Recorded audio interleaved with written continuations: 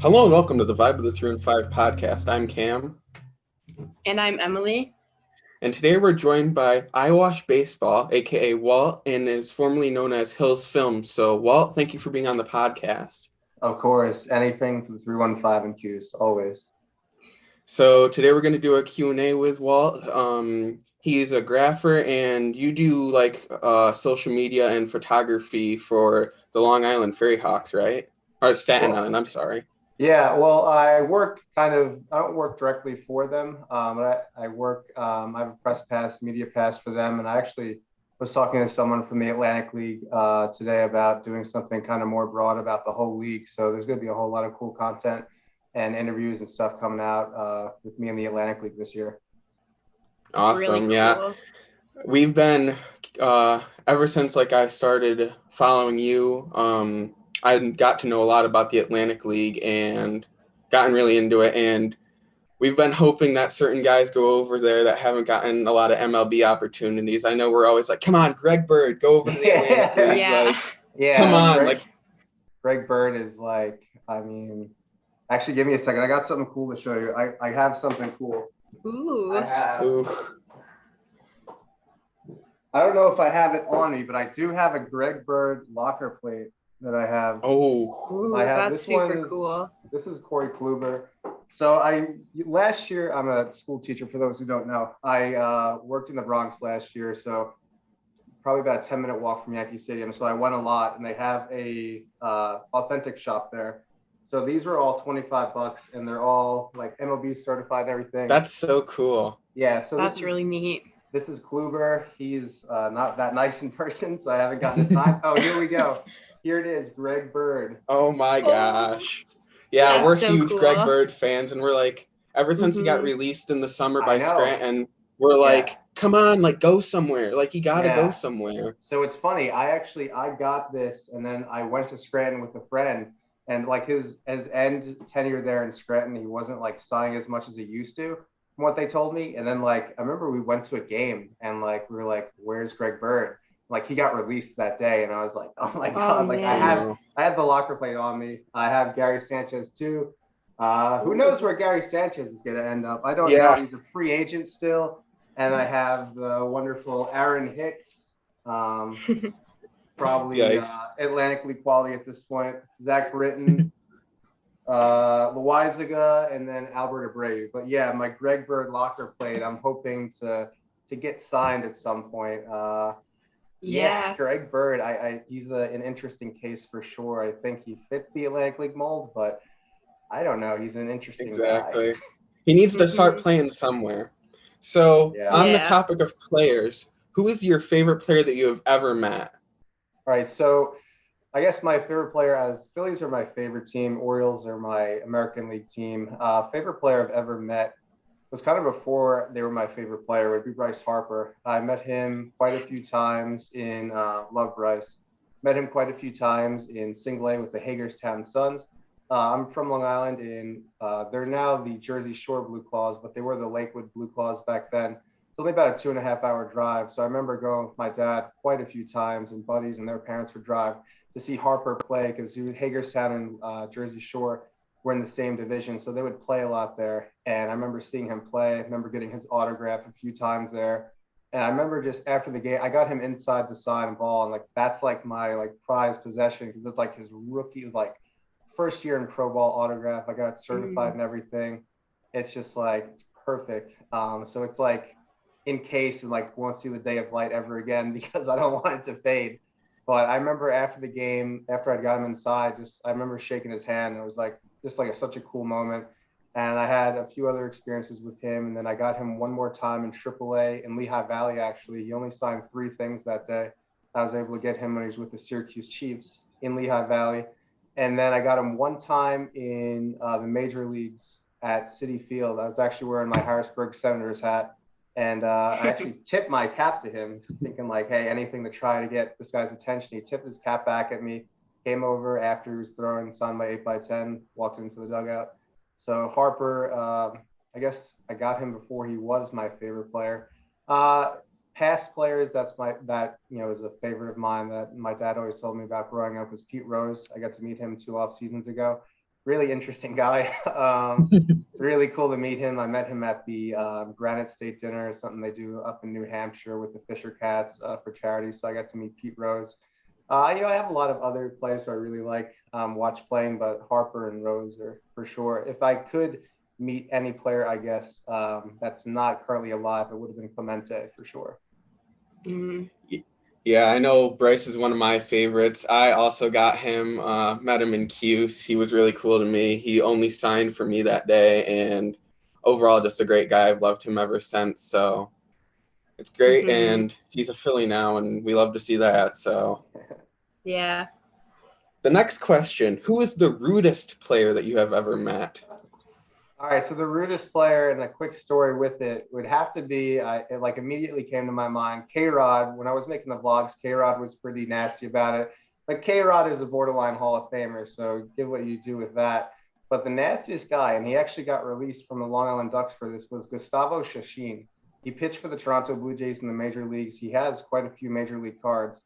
I remember getting him once or twice. And then the Ducks used to have a Sunday autograph session every Sunday. The whole team would be out there besides the starting pitcher and catcher. But, you know, those guys would usually sign anyway. He refused to do it, and he got released from the team for that. So Gustavo Shashin, by far, was just the weirdest. Tomo Oka, another longtime major leaguer. I remember when I was living in York, Pennsylvania, I went to school at Penn State York. In York, Pennsylvania, actually the same town that the York Revolution played. Tomo Oka was on the Bridgeport Bluefish. And I remember I'd heard weird stories, but you always think kind of when you're in that graphing mode, like, oh, I'll be the one that it's signed for. So I remember like I was waiting after a game one night. He didn't sign inside or whatever. I was waiting after. He signed one card super quick. And then like the next night, I was like, I waited and he just like walked past me. And then later in that year on Long Island, he actually, I'm not kidding you, there was like, he ran down a hill onto the bus and it was like just would not even look at anyone. So really bizarre. That's crazy. Maybe the MILB should implement that if the players don't sign, they get released, because there would be a lot of people getting released. Yeah. I mean, that's one of the It's always things. so. Yeah. I just think there should be at least 2 players every game before the game signing. I mean, I don't care if it's like a huge prospect or whatever, but just have 2 guys at the gates doing that. The Ducks used to have an autograph booth, and there used to be 1 guy per. Then COVID happened, and they don't do that anymore. I used to like sometimes like the big major league guys used to draw the short straws, I guess. Dontrelle Willis was in the autograph booth once, and he was like Jekyll and Hyde. That's a guy who was a really interesting type of guy. But he was in the autograph booth once. It was like a random Tuesday or Wednesday night, and he just did everything I had for him, and it was just like, leave me alone for a few weeks. That's when I was in high school. I really, me and Dontrelle ended up following each other on Instagram and, buried the hatchet. So not Travis Schneider though. I still have beef with him, I guess. Yeah, we would need something like that in the Q's, because autographing here is not good anymore at all. Yeah, it's so crazy when players go like so out of their way not to sign for people. Like, come on, just sign. Yeah, it's like I respect the guys who are just like, no, or like not today or whatever. I remember one time in the city, this was when I was still in high school, I went to do the Phillies hotel with a few friends, and like we were waiting after, and Cole Hamels came out, and he was just like, no. And I was like, okay. It was just like the big league no. And I was like, okay. Like, I'd rather that than be like JD Martinez is always like, oh, not right now. I'll do it when I get back. He's that type of guy that will tell you 1,000 different stories and then never do it. So, yeah, I've heard Cuse's, I guess, ever since the renovations to the stadium, not as fan-friendly, especially the parking lots closed off now or something like that. Yeah, so basically what it is now is that players can park in the back, like they have a back section with a gate, and they can just drive past, like where we would usually stay after. Like they could just drive past, and nobody goes out the normal way anymore. So it's really hard to get people post. That sucks. All right. Well, next question we have is, who is the player that has signed the most for you at one time? And do you remember how many items were signed? Okay, so one guy who I think of who's just an absolute rack machine is Darryl Thompson. He's actually still pitching. There was like a thing when Brady retired, everyone was like, oh, he was the last drafted Montreal Expo to be in professional sports. It's actually Darryl Thompson. of the Southern Maryland Blue Crabs, is a pitching coach and slash pitcher still, and actually still tosses like really well. It's kind of crazy. He's getting close to 40. He's not Lou Ford age yet, but he's getting into his 40s. I mean, Darryl Thompson, I remember just doing pages. He was always really cool about it. Other guys, JT Schwartz, who was a Mets fringe prospect last year in Brooklyn, did a few pages for me. I'm trying to think of the best player I ever got that like really racked out for me. I got a lot of players like kind of before they were really something good, but off the top of my head, I'd have to say Darryl Thompson of the Blue Crabs, formerly of the Nationals, and he had a stint with the Reds. Was really good about it. Ian Snell back in the day when he did his stint with the Ducks was really good about it. Ramon Castro was really good about it. Like you'll get guys in the Atlantic League when they're kind of just playing to have fun at that point, and they realize they're not going to get back, and they have major league talent. Either they're going to be like really weird about it, or like they'll just do everything. So it's interesting. But I would say, yeah, I know. I know I want to go to an Atlantic League game sometime because I'm like, oh my God, like these guys like rack, like I could get so much done.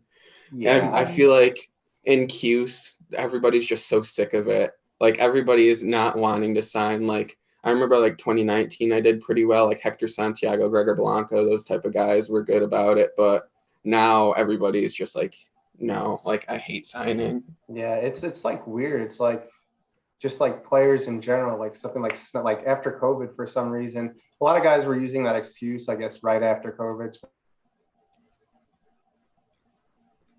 A lot of guys just weren't as friendly as they used to be, or like the players just aren't.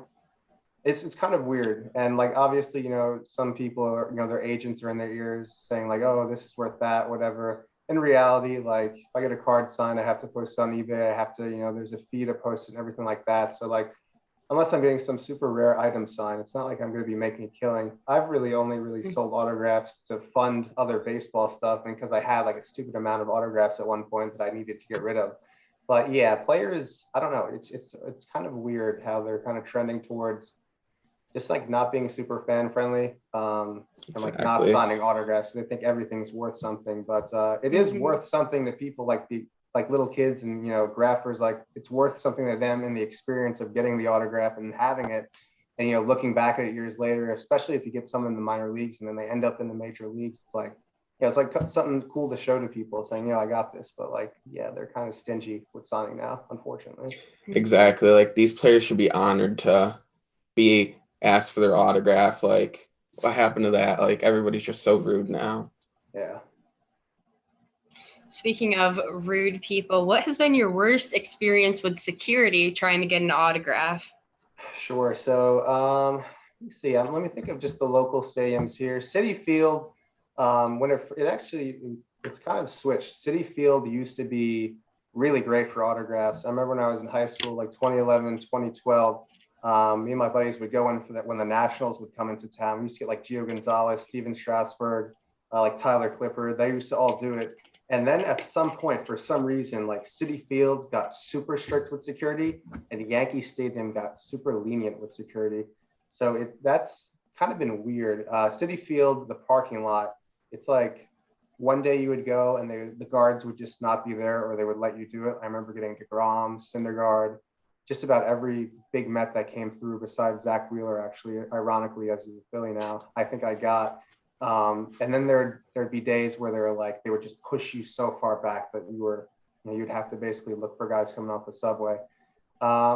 Yankee Stadium is just weird because they have legend seating there. So unless you get a pitcher throwing, it's really hard to get a position player there warming up.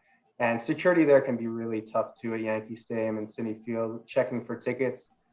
Philadelphia, I really haven't graphed too much there because when I go there, I'm more of just, that's, my favorite team. So I kind of just want to enjoy the atmosphere there more than graphing. And they have a rule there where you can't go into the inner seating bowl. I think it's until maybe an hour before the first pitch.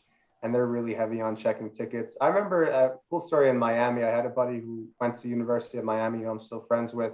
The ushers there used to be so bad. They used to scream. And we snuck into a suite bathroom one time.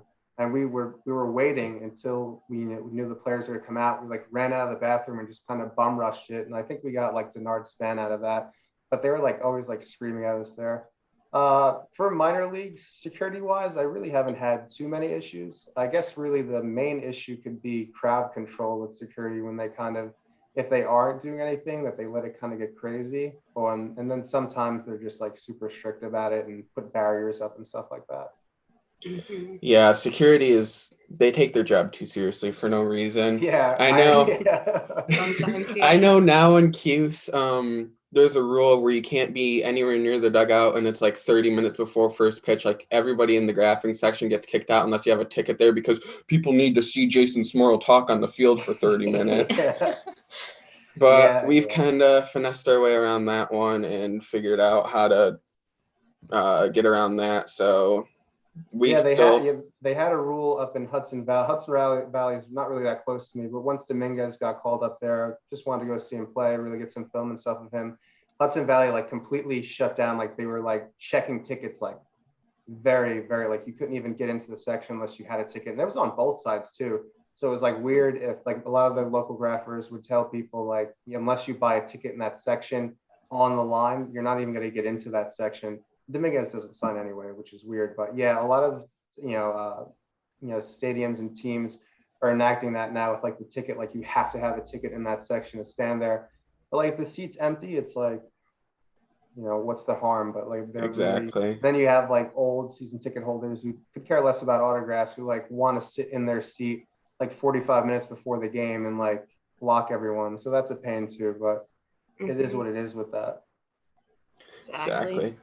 The next question is, what was it like doing the vlogs back in the day when you'd go to games and graph? And by the way, I just want to say that I really miss the graphing vlogs.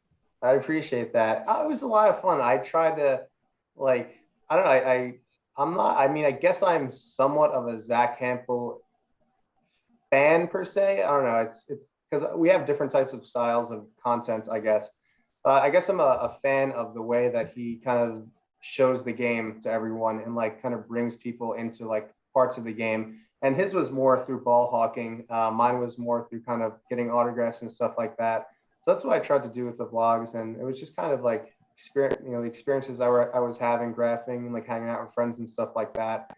I just wanted to capture it and kind of capture, weird things between games like freight trains going behind left field in Syracuse and like just weird things at the Long Island Ducks. So it was just trying to capture the whole experience. I do miss doing the vlogs. They were kind of, I have a lot of footage actually of vlogs that are unreleased, I guess, or unaired, just on a terabyte somewhere. I remember I have one vlog from when the Astros went to Yankee Stadium for the first time after the whole cheating thing was revealed in 2021. That was wild. I remember sitting in left field. We didn't have tickets for left field, but we were sitting there, and that was really wild. I've never heard like language like that in my life. That was a lot of fun though. Like that's a vlog somewhere, and yeah, I have a lot of footage and stuff like that. But I really enjoyed the vlogs because it was kind of just something to show people like a different side of the game and kind of that like autographing, like because there's kind of like a stigma, I guess, around autographs. It's like, oh, it's weird, like you're weird for doing that, but it's like you're just meeting players and stuff like that. And like there's enough people who would say it's weird, who would like if you showed them someone from like a reality TV show, they would freak out and want like a selfie or something with them. So it's like to each their own. I think autographing is fun, obviously, and sometimes in moderation. Like obviously in Syracuse you see people who are there like every day with pages and stuff like that, and that kind of ruins it. But like you're just going like you guys to meet players and like hang out with them, get selfies, interview them or whatever. There's no harm in that. Exactly. All right, the next question is, what is the difference between Atlantic League players and minor league players? How is security at Atlantic League games, and are they more relaxed than MILB security? So I'll kind of answer that in reverse. There's not really too much Atlantic League security. It's actually there. I had a buddy who was a Southern Maryland Blue Crabs manager, Patrick Osborne. He ended up coaching in the Yankee system, actually, all the way up to Double A with Trenton. I think he's a Marlin scout now. He used to call the security Atlantic League games rent-a-cops because that's what they were. And it would always be so weird. Like they wouldn't care. And then like if there was a double header, like in between games, if you didn't get someone like a pitcher, because they always came out late and you tried to get them, they would be really weird about it at the Ducks. Otherwise, other Atlantic League stadiums I've gone to, the security has really not even really been, any what of an issue or anywhere near it. Minor league security is kind of different because those security guards, again, they are rent-a-cops really. And some of them take their jobs like super seriously. And it's just like, it's like too much at sometimes. I think I've seen a lot of players be like, I'm signing for these people, like get out of my way. So Atlantic League security is kind of really non-existent. I mean, it's there for the fan safety, but autograph-wise, it really doesn't impact that.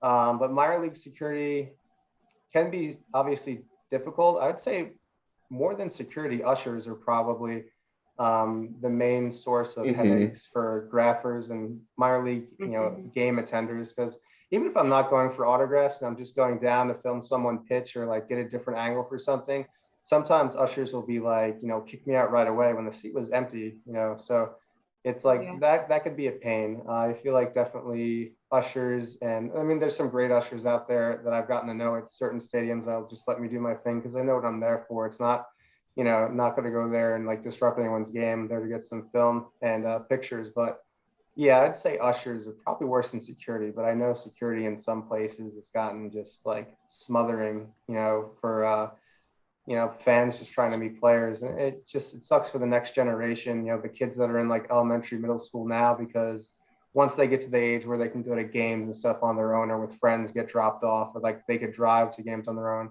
they're not going to really be able to meet too many players, which just sucks for that like fan engagement for the next generation, which again, kind of goes back to the point where I think like there should be at least two players. I don't care if it's the two worst players on the team meeting fans, signing autographs before each game at the gates. It could be 10, 15 minutes.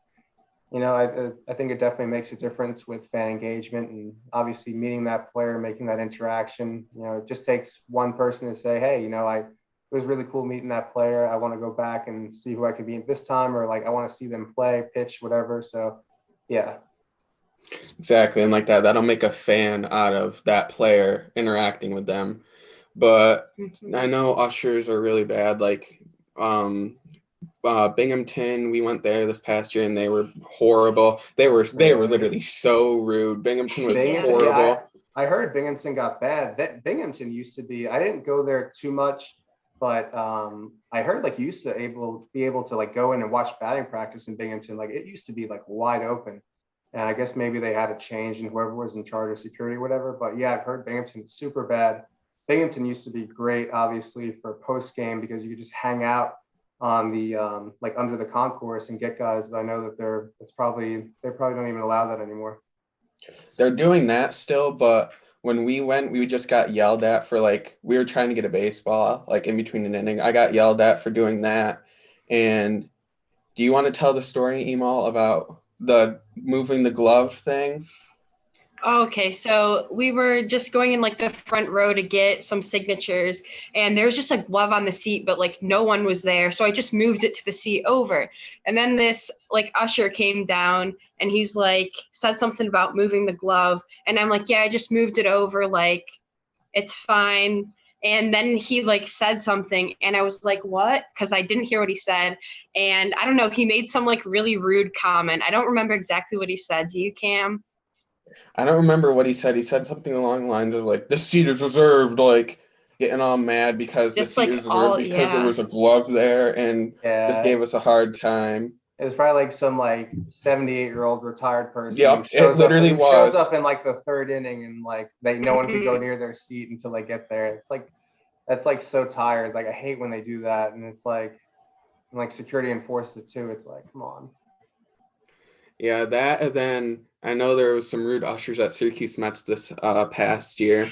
Like they'd see me all the time. I've been going there all my life, and they'd be like, "Do you need help finding your seat?" I'd be like, "Nope, been going here I've been going here for 15 years. I know where I'm going." And they'd be like, "That kid is so rude. Oh my gosh." I'm like, yeah, I know where I'm going. Like, I don't need your help. You're 70 years old and retired. I don't need your help. I think I can figure out my section myself. And we would always go for like third out balls. So we would just like kind of wait to go for them. And this one usher was like telling us we couldn't like walk past his section to go for our third out balls. And we're like, we're just trying to get like a ball. Like, I don't know why you're saying we can't walk here. So then we had to like go up on concourse and like skip over his section to get balls. Yep, exactly. But for the next question, what is it like to do media of the Staten Island Ferry Hawks? So it's really cool to have a press pass for the Ferry Hawks professional team. It's something that I've really wanted to do for a long time. I kind of did it like unofficially at the Long Island Ducks for quite some time. I was just like a independent contractor of sorts, and I still am to some extent, but I have some affiliation with the Ferry Hawks. Obviously, they know who I am, and I'm there a lot, obviously in the dugout. But I used to be just the kind of like a personal filmer for a lot of players in the Atlantic League and players on the Ducks. I used to just get paid really in tickets and autographs and bats and stuff like that. So that's kind of transformed to now where it's like I'm taking it like really seriously, because I used to be Hills Films and now it's Eyewash Baseball. And Eyewash was just kind of like my favorite term in when I was playing baseball, was just eyewash, because like a lot of stuff is eyewash, like ushers kicking you out like 30 minutes before the game is eyewash, and it's just like, getting rid of scooch is just eyewash. So it's like stuff like that. It's just like eyewash. So eyewash baseball now, with the Spanish spelling of baseball, because the regular one was taken by somebody who has like 4 followers. So yeah, so it's been really fun though. I mean, it was awesome being in the dugout, and obviously it's kind of different when you're in that type of capacity as compared to a fan when I was before, because it's different rapport with the players. Obviously, where at the media pass, I can't get autographs or bats or anything like that. Obviously, if I ever really needed something signed by a player I was covering, I could wait till the end of the season or after a game or something and ask for them. Kind of there's the right way to do it if you have a media pass, but it's not outwardly you don't do that. But so it's different like that. It's the relationships I made were really cool. Like the most notable guy was obviously Dilson Herrera on the Ferry Hawks this past year. Follows me on Instagram. Always really thankful for the pictures and videos I did for him. And talking back and forth. I don't think he's going to be back, unfortunately, with the Ferry Hawks, because we have a new manager, which is I'm looking forward to. There's going to be a lot younger players, but kind of like I mentioned before, actually today I had a talk with a senior person in the Atlantic League front office, just about kind of expanding my role, and I kind of reached out with them with some ideas I had to kind of not be the voice for the Atlantic League, but kind of just bring some exposure to the Atlantic League more, interview players, kind of get backstories on different players, and explore the stadiums more. Just kind of do stuff that fans want to see, because like a lot of the Atlantic League teams, they just have like it's very bland, their presentation of the team per se, and I just want like if I'm trying to market the Atlantic League to if I'm the Long Island Ducks, I'm trying to market the Long Island Ducks to people on Long Island. I want them to know who the players are. I want them to know who the players' favorite music is.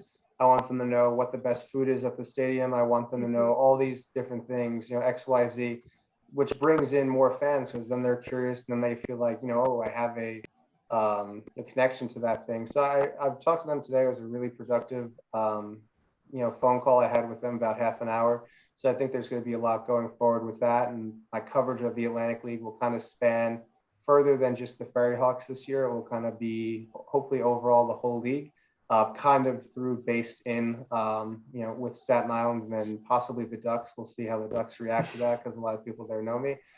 So yeah, so it was really cool. I mean, being in the dugout, being in both dugouts and photo wells and talking to players and stuff like that, it's really a dream come true for me. Yeah, especially it was Staten Island's first year in the Atlantic League last year, right? Yeah, it was their first year, so it was being there opening day was kind of chaotic, because obviously they got things like they were.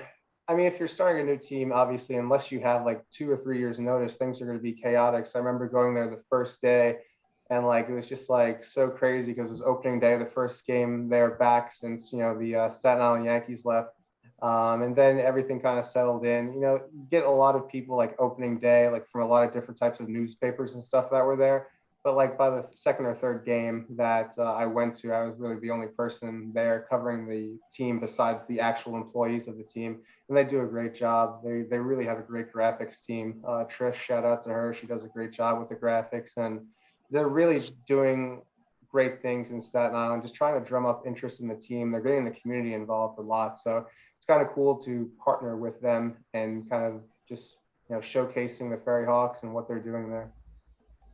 Yeah, and that's another thing that we were trying to do is like when we interview the players, we want them to, we want the fans to like know about the players. So like we Mm-hmm. want to have like a Q&A, for example, with a player, or like if we do an interview in person, like we want people to be able to know more about these players, and then it will like create more of a fan base. Like that's one of the reasons that we started our whole podcast and everything. Like we want people to know more about like what goes on like with you, like behind the scenes, or like with a player, like what their favorite pizza or movie or whatever. Like we wanted to do stuff like that. But Yeah. another thing that I wanted to mention was, which was pretty cool, is that Kelsey Whitmore was on the Staten Island Ferry Hawks. So Walt, you're covering the big names out in the Atlantic League. Yeah, so that was really cool. I'm not gonna say that I was buddies with Kelsey because I kind of wanted to kind of let her do her own thing. Obviously, she was under extreme amount of pressure. Obviously, all the players, I just have to say right off the bat, all the players treated her on the Ferry Hawks just like anyone else on the team. She was always, messing around with players and stuff. So she fit right in with the team. It was really cool to see her kind of evolve and grow as a player as she got more opportunities throughout the season. We talked a few times at the end of the season. She actually reached out to me after the season, just thanking me. Because the last game there of the season, like everyone wanted to, say goodbye to Kelsey and do stuff like that. So I kind of let her, and she had family there, let her do her thing. Reached out, thanked me, asked for, all the footage and, for her off-season training. I'd say it's probably 50-50. She comes back. I don't know if I can really say too much more about that. Expect probably an announcement on that soon. Obviously, new manager and kind of a new pitching coach there. But hoping she comes back and plays. She's really chill, West Coast vibes. Just really a chill person, keeps to herself, but has fun with the rest of the team. So it was cool. My videos of her pitching wise got a lot of views. I wasn't there for her first professional hit, but seeing her pitch was really, really awesome to see. And, pitching against former major leaguers in the Atlantic League. And her she pitched the last game of the year. The Ferry Hawks ended up losing, but she pitched a scoreless inning, I think the eighth. And that was like the best she had pitched all season that I saw. So I was really happy that she ended on that high note last season. Yeah, definitely really cool that she was a part of the Atlantic League. Next question. Will you ever visit Chiefsville to graph again? Gosh, possibly. You never know, I guess. I really loved my time in Syracuse when I spent up there. A girl I was dating went to nursing school at Utica School of Nursing. So she lived in Clay, New York, I think, or Liverpool was whatever one of it was. So I spent a decent part of 3 summers up there, and I really loved Syracuse. Really enjoyed it. Actually, 2 years ago, when I was looking for teaching jobs, I was actually pretty deep into conversations with, I think it was the Liverpool School District, about actually going up there to teach, which would have been a big change. But I was really that comfortable with Syracuse to even consider, moving 5 hours away. But yeah, I love Syracuse, love the surrounding areas. Everyone was always really cool up there. Will I be back to graph? Possibly, I don't know. It doesn't sound great for graphing anymore, but visiting, I'm always, if I was in the area and they were home, I'd absolutely visit. I just loved it. I'd love to see like the new stadium. It looks pretty dope what they've done. I know they put a lot of money into it. Like the left field thing now is kind of like a bar or whatever it is in left field. Yeah. Which I really like trains, so it kind of blocks the view of the trains, I guess, if you're in like the seating bowl. But like it looks really cool. They put a lot of money into it. I'm happy really for you guys who are up there and like all the baseball fans in Syracuse that they're like putting money into it, which means it's going to be around for a while. Because like stadiums that kind of just dwindle and they don't do everything like 100%. Like Binghamton put in like new seats like probably 3-4 years ago. Like I don't know how that's going to last long term. Like Syracuse is putting a lot of money into it, and yeah, I'd love to be in Syracuse again, just watching the game, and yeah. Yeah, maybe you can catch some guys putting some sticky stuff on their arm in the bullpen. We saw that this past year. Next question is, where is the most random place you've gotten someone's autograph? That's a good question. So I don't know if I've per se have gotten random autographs, but I've gotten random pictures with people. So the first one is baseball related. I was down in spring training. This was probably 2018. Tommy Hunter, who's actually going to be on the Syracuse Mets this year, probably. I don't think he's here camp with the Mets. I saw him in a Walmart in Florida when I was down in spring training. He had like fishing stuff and Bluebell ice cream. And I remember just kind of like double taking. I was with my buddy and we were going on a food run for the week at Walmart. And I was like, dude, that's Tommy Hunter. He's like, nah, he's not. Because we were at the Rays game earlier that day when he was on Tampa. And I remember kind of like circling back around. And I remember thinking for a second, I was like, do I have to go like run and find like a baseball in the store to get him to sign? And I was like, it's not worth a baseball. But like, he was really cool. I got a picture with him. I remember I was in high school at the time. I met Bill Nye, the science guy, in Times Square. It was pretty cool. I remember we were walking through Times Square and there was this old guy in front of us. And I was like, this guy's taking a long time to walk. And we were at like a stoplight and it was Bill Nye. So I got a picture with him. And most recently, I actually met, I don't know if you guys are aware of the show You on Netflix. I met Penn Badgley in Penn Station of all places. He was I was heading into the city, getting off the Long Island Railroad train, and he was actually getting on a subway after a Knicks game. So I met Penn at Penn Station, which was pretty interesting. As for autograph-wise, it's mostly secretly kind of planned out that you're going to see someone and always kind of being prepared that you have something. But I've met a lot of interesting people kind of spur of the moment picture-wise. Yeah, Tommy Hunter, he was on the team last year and he was really cool. So yeah, I'm glad that he seems to always be cool. Definitely glad to have him back this year. Cool guy, seems to sign a lot. All right, Ema, one last question for Walt. All right. Yes, so last question is, who is your favorite Long Island Ducks player of all time? Ooh, it's a really good question. I have a few names I wrote down, but like as I think of it, like there's been a lot of players that I've like had like really good friendships with. For one example, Alex Berg was on the Long Island Ducks, I want to say 2017 or 18.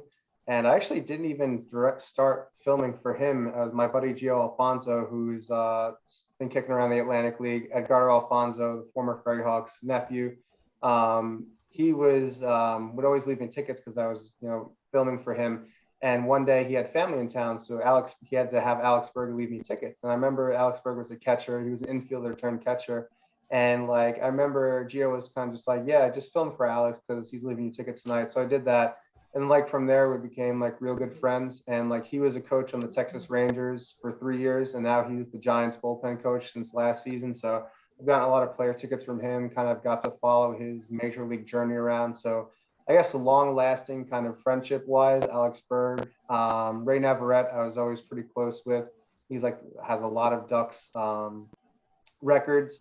Reed Drecky, he was in the major leagues. I was good buddies with him. He's kind of a notorious Long Island Duck. He got traded out of there under weird circumstances.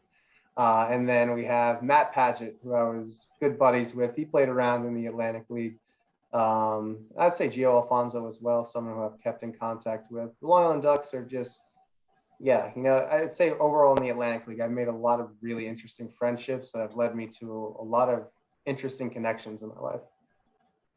Yeah, I don't remember when this was, but I remember Emilio Bonifacio was on the Ducks, and then he came back. He came back and he was in AAA and he came here and I got him and I mentioned you and he's like, oh, like you know him? And I was like, yeah. Like, Boney. Yeah, that's another one. I mean, it's just like, yeah, he was so chill. And he was like another guy who was like still had big league signing habits because like I filmed for him. So he would take care of me. I remember I saw him after I happened to be in Charlotte, North Carolina at the Charlotte Knights, and he ended up being on Durham. That was the year after he was on the Ducks, and like it was not even planned or anything. I didn't hit him up or anything, but like I saw him and he like came over to me, gave me the biggest hug because like in some ways I helped him kind of get his swing right to get back to affiliated in that. And he went back up with the Nationals for a little bit, and now he's playing down the DR. He's like on Lisi, the winter teams. Like guy's like really good still, but. Yeah, Boney, that was a cool guy. He was really cool. All right, well, I think that's pretty much it for the Q&A. Walt, thank you again for coming on. And anything you have to say to the viewers? Oh, no, I appreciate you guys having me on. I think it's a really cool concept. I hope, get some cooler guests than me, like pro players and stuff like that. Hopefully this season you can get some people on. Follow Eyewash Baseball on Instagram, sub on YouTube. My Twitter is kind of dead, but you could go on there too. But yeah, gonna have a lot of cool content coming out this year in Eyewash Baseball. Yeah, and all of those socials will be in the description, so make sure to check those out, give them a follow. And other than that, that's pretty much it for this episode, and we're out.